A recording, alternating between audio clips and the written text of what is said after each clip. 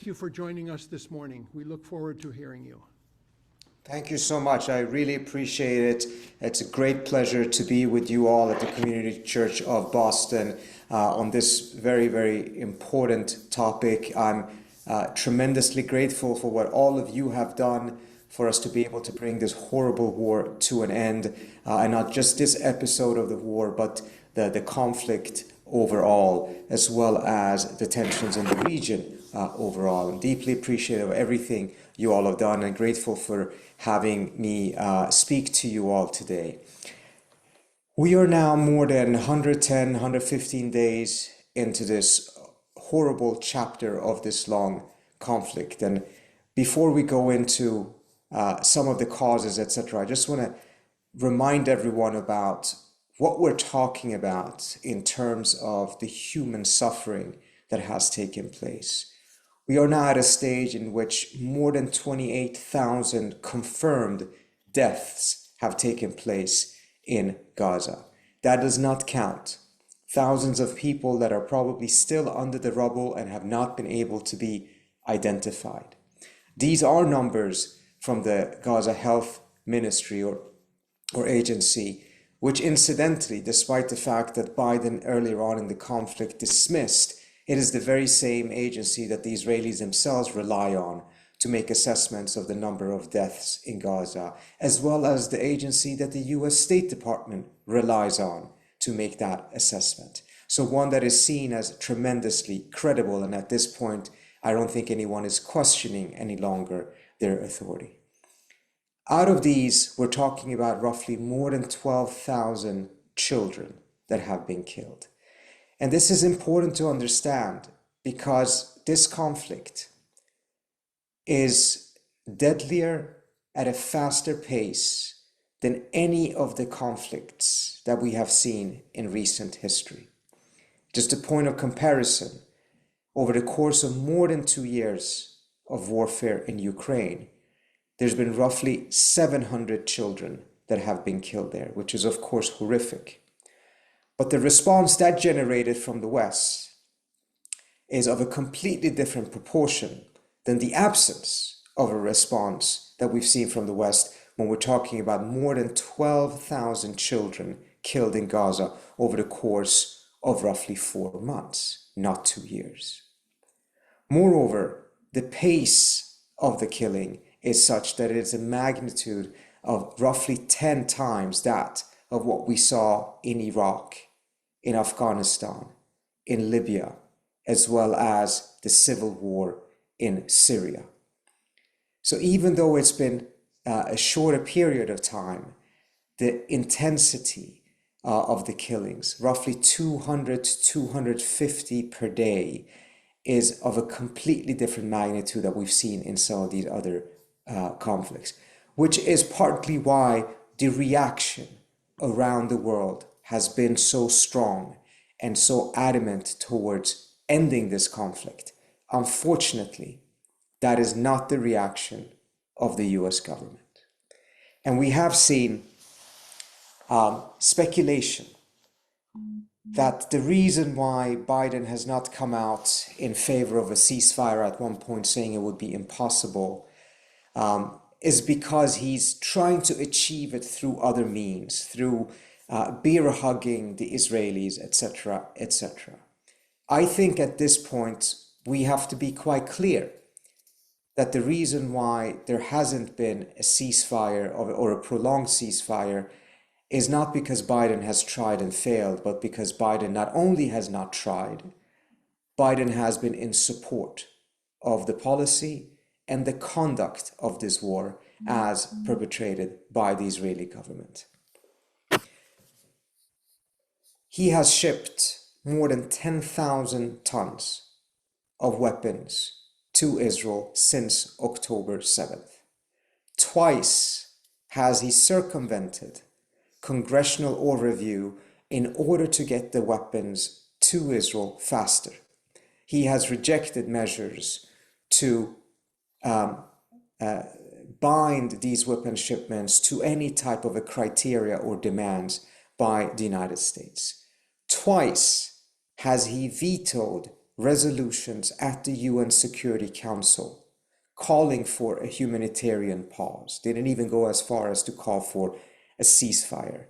On a third instance, he successfully watered down the resolution not to call for even a humanitarian pause or a ceasefire, and still did not vote in favor of it. This has all brought the United States to a point of international isolation that we have not seen since the war in Iraq.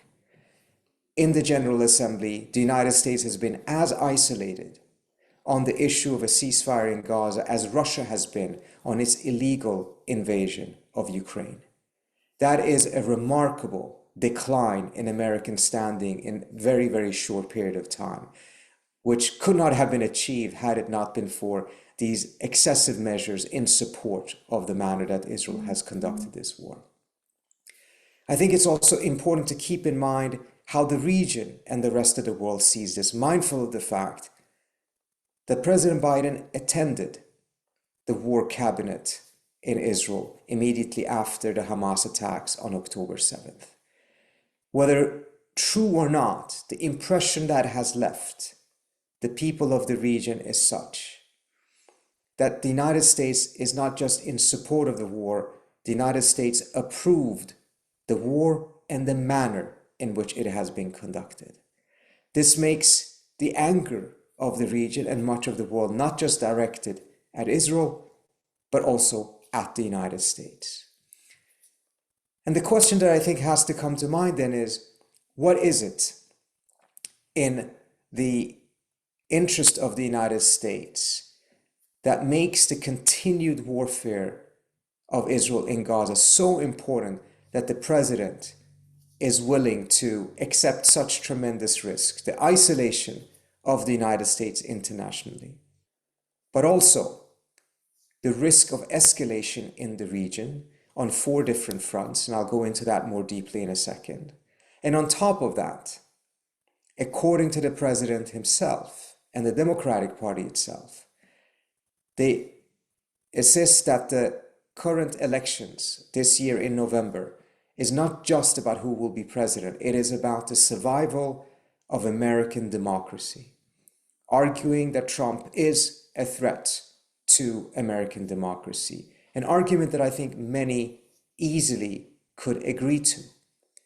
But then the question is, if American democracy is at stake, and granted the manner in which Biden has hurt himself with the electorate because of his support for Israel's war in Gaza.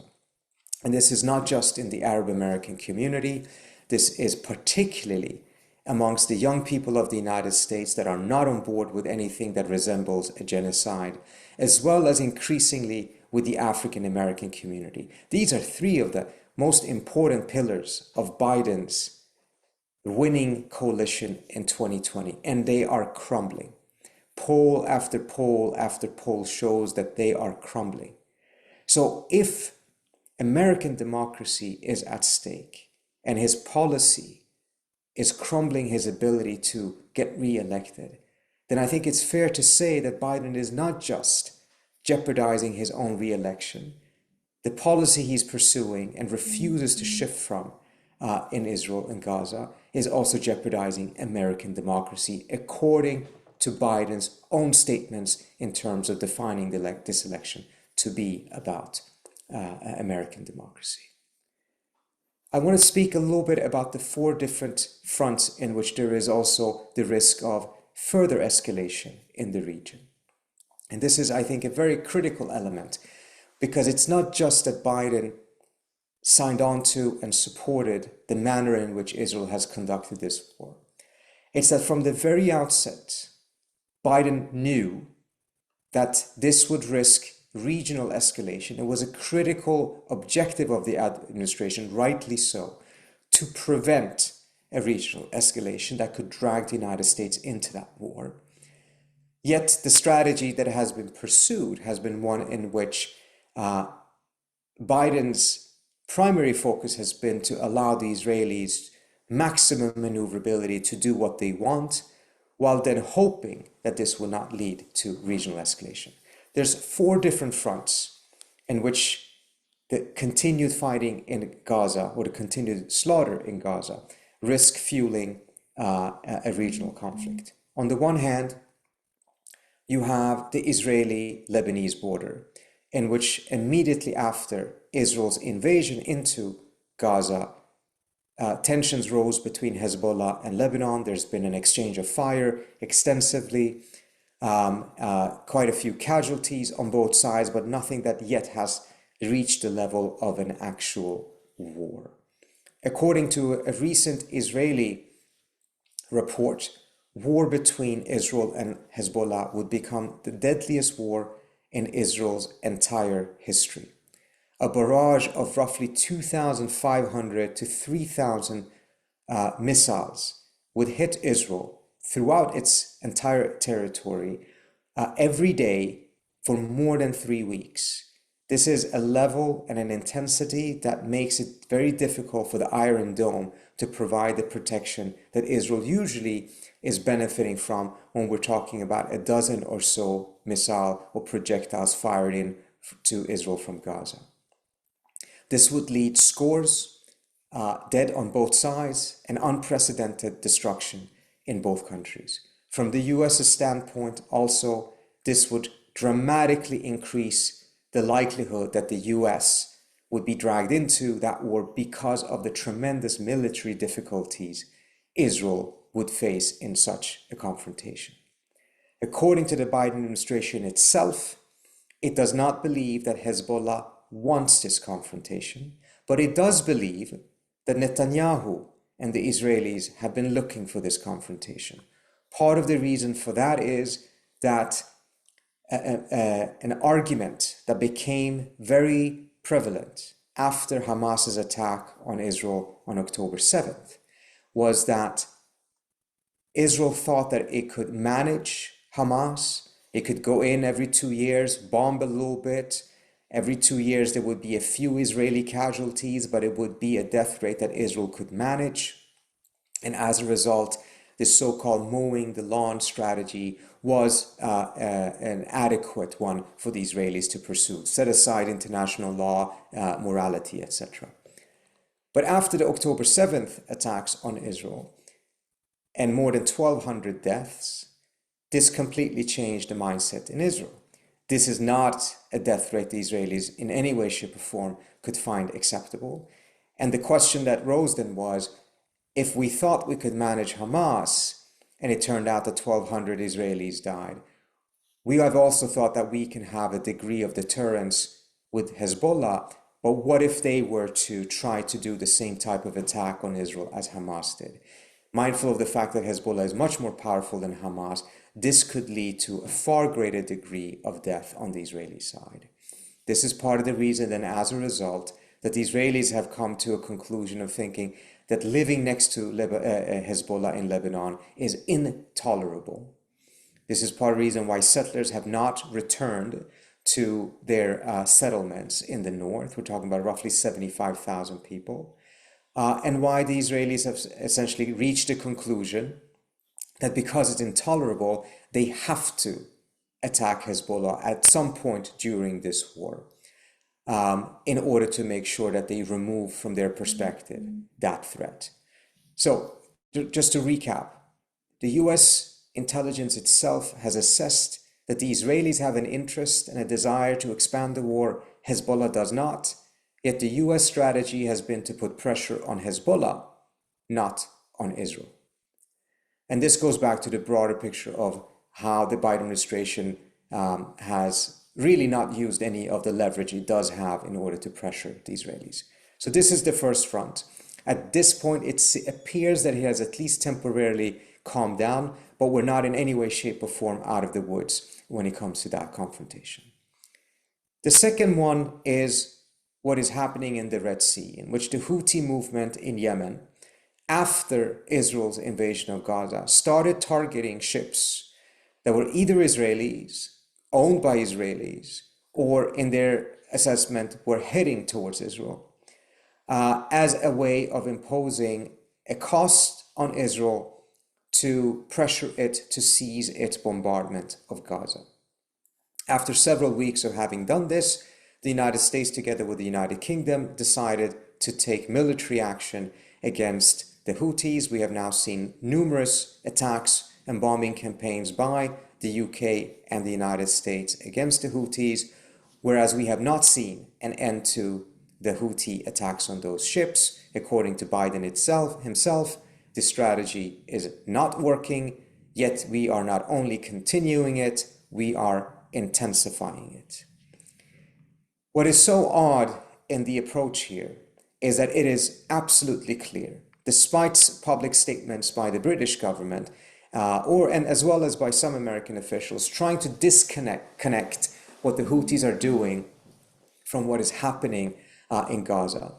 It is absolutely clear that this is a response to Gaza, and as a result, had there been a push for a ceasefire, it could have been a much more effective way of ending those attacks on those ships than by escalating in the manner that the Biden administration has done by starting to bomb Yemen again. And we should remember, the Saudis, with the help of the United States, bombed the Houthis for more than 8 years, got nowhere. The Houthis are more powerful today than they were 8 years ago. So the track record here is not particularly good.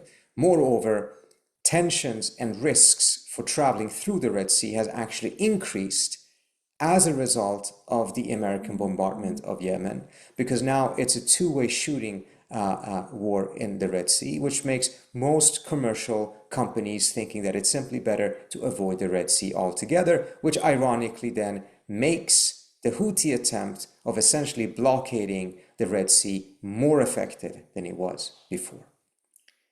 The third front is Iraqi and Syrian militias close to Iran who have been attacking US bases and troops, particularly after October 17th, when Israel went into Gaza, and the risk of that leading to a larger escalation. And we saw roughly 2 weeks ago that unfortunately they succeeded. A suicide drone managed to get its way into a US base on the Syrian-Jordanian border, leaving 3 American soldiers killed.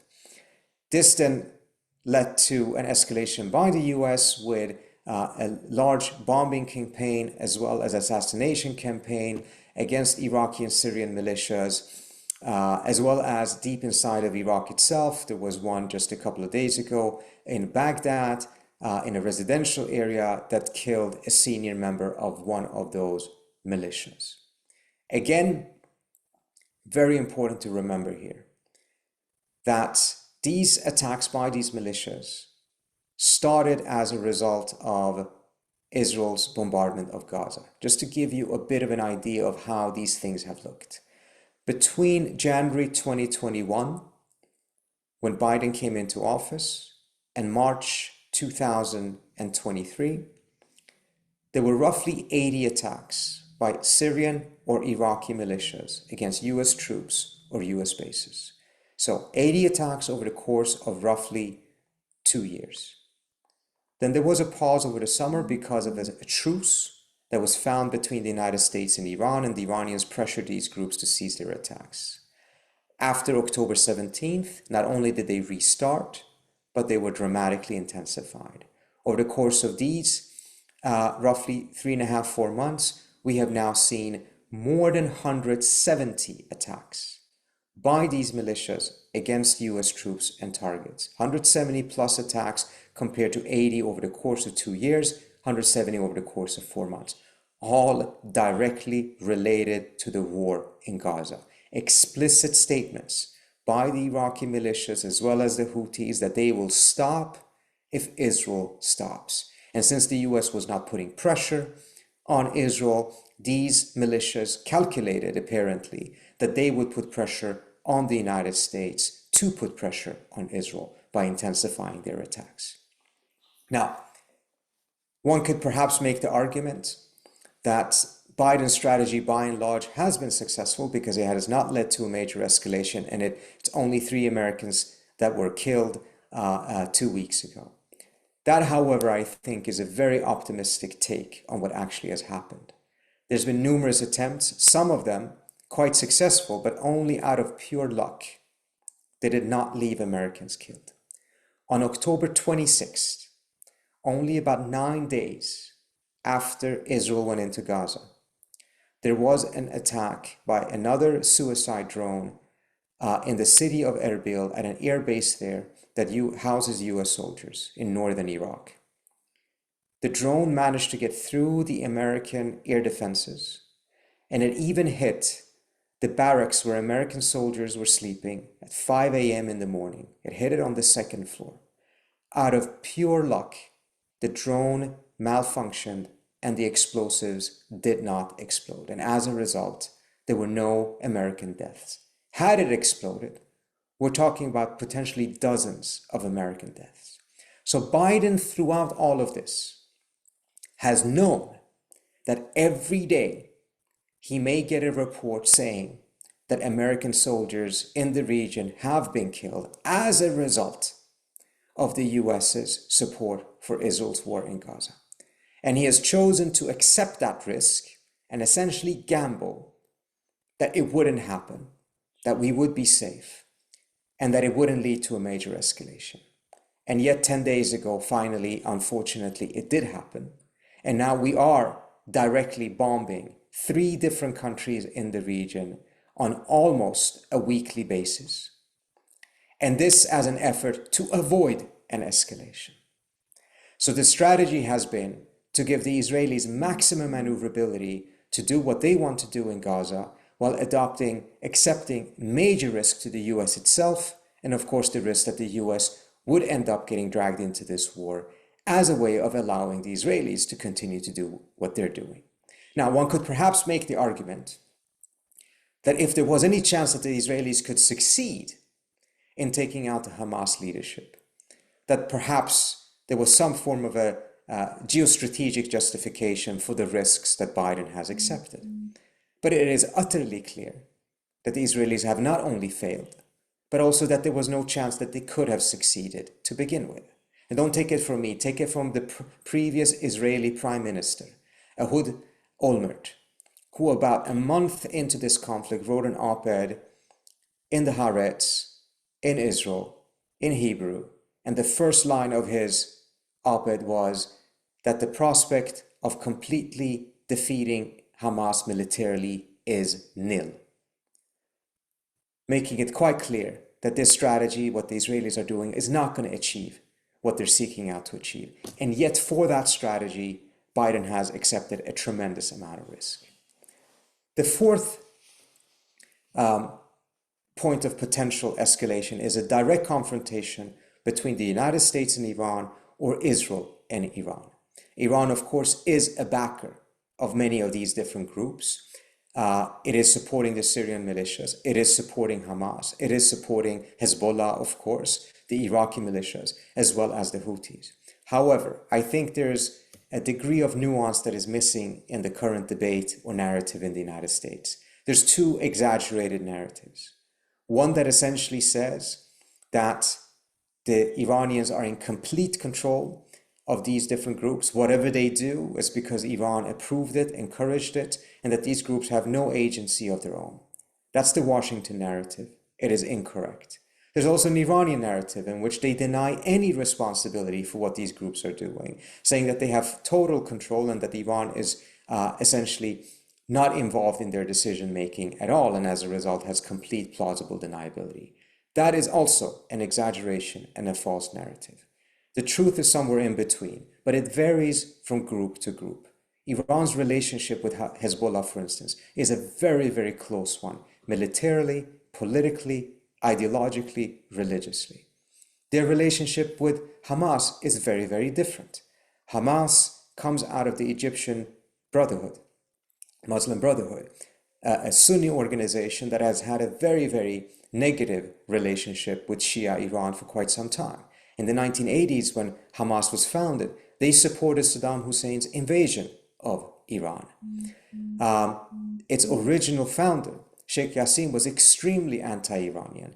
And the thaw in relations between Hamas and Iran ironically only occurred after the Israelis in 2004 assassinated Sheikh Yassin, and a new leadership came in that had a different attitude towards the Iranian, that was not as hostile and was open to some degree of collaboration. But even after that, it was a very complex relationship, because Hamas was on the side of the Syrian opposition in the Syrian civil war against Assad, whereas the Iranians were on the side of Assad, and they had a significant fallout during this period that only started to get patched up after 2017. So these are two incomparable relationships that Iran has with Hamas and Hezbollah. When it comes to the Houthis, it's even more of a distance between the two. This is a very, very independent organization that even publicly rebukes Iran, criticizes Iran, and believes that the Iranians have been very meek in their response to Israeli assassinations of Iranian generals, for instance. In one interview about 10 days ago, someone asked the spokesperson for the Houthis if they are just a proxy of Iran. And the response he gave, I thought, was quite telling. He said, if that was the case, he said, I assure you, we would not be in open conflict with Israel right now, hinting quite clearly that the Iranians are not favoring this much more aggressive and open confrontation with the Israelis, and prefer a much more indirect, lower level conflict, one in which they believe, for instance, that the harassment of US troops in the region will lead to increased prospects for the US leaving the region altogether militarily. But if you do it too much, or you do it in such a manner that you actually kill Americans, that actually provides the United States with a pretext to intensify its military presence in the region. And as a result, the Iranians are favoring a completely different approach than what the Houthis and even some of the Iraqi militias are pursuing. These nuances, which are crucial, are often overlooked in Washington with a much more simplistic one. Thankfully, the administration appears to have understood it, and as a result did not go into an open confrontation with Iran after those 3 Americans were killed by an Iraqi militia. If it had, we would have had essentially a regional war taking place right now, which would be devastating. I don't think I have to go too much into explaining that. Let me end with a couple of words about what the administration is doing right now and what I think is one of the big miscalculations.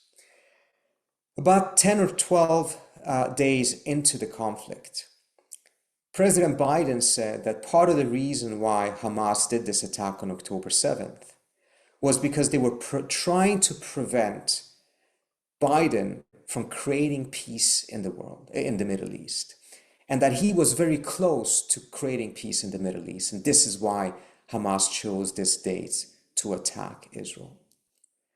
What he's referring to is that the Biden administration's top priority in the Middle East has been to expand on the Trump administration's policy in the Middle East, which was to try to create normalization between Israel and the Arab states of the region without the creation of a Palestinian state.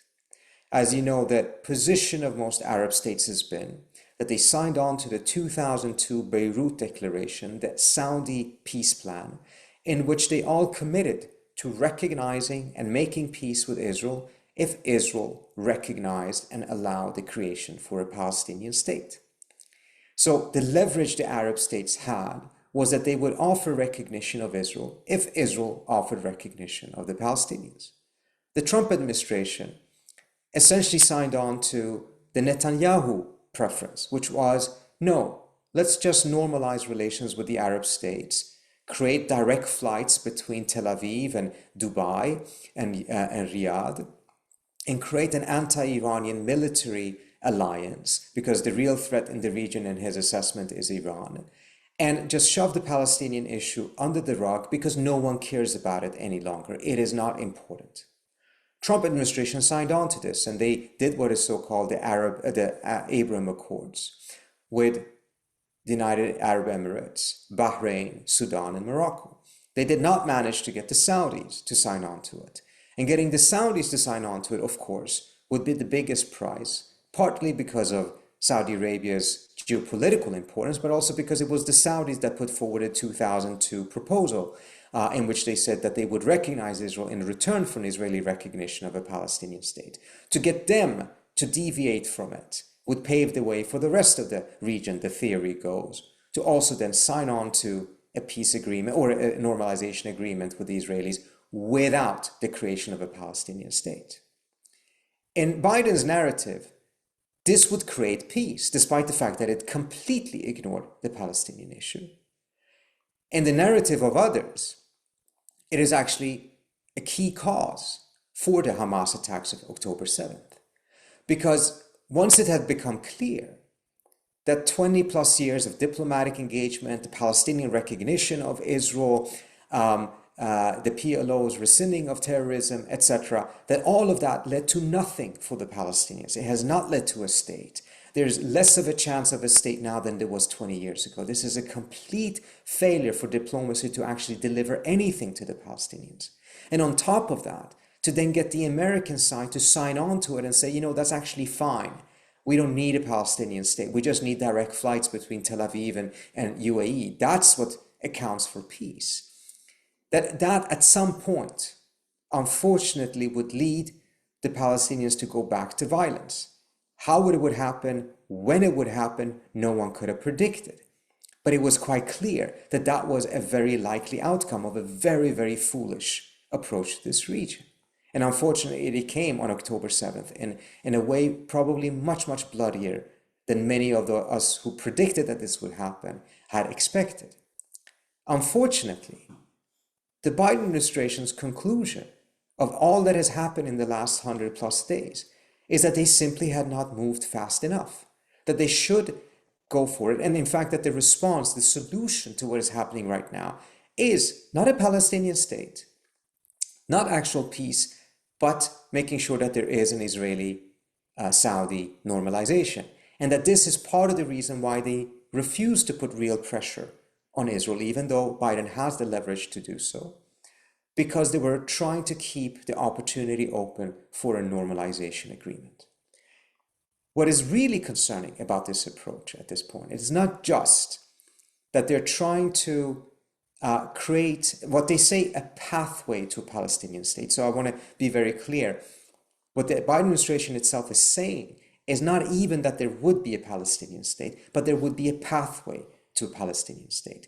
So you would have this recognition on the Arab side of Israel, not in return for a recognition of a Palestinian state, but for a pathway that at some point in the distant future potentially could lead to a Palestinian state, all the while that the leaders of Israel themselves explicitly say that they will never permit a Palestinian state. Bibi has bragged that he is the one who has prevented a Palestinian state, and the Biden administration itself expressing in meetings with Arab Americans, as reported by the Washington Post or in the New York Times, no confidence at all that the Israeli government actually is serious about this, yet they're pushing for it.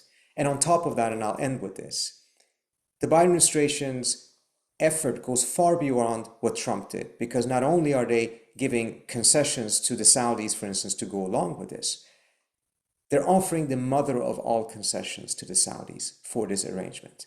They're offering the Saudis a security guarantee.